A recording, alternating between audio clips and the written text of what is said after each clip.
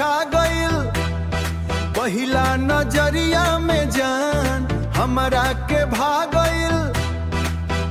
तोहरे होठवा के मुस्कान जान ले लेला, तोहरा बिना ए रानी दिल न लागेला।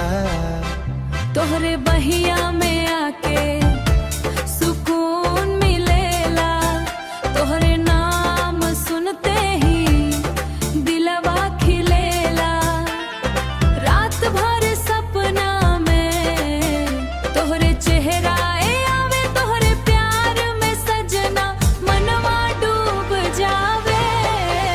तोहरा प्यार में पागल बानी, दिन रात तोहरे खातिर जियनी।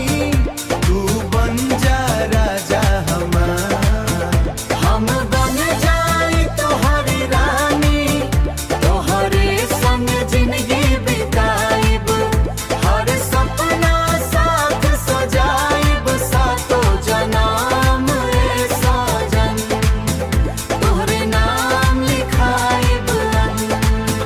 बरसतिया के रात में तोहरे याद सतावे, दिलवा के हर धड़कन बस तोहरे के गावे।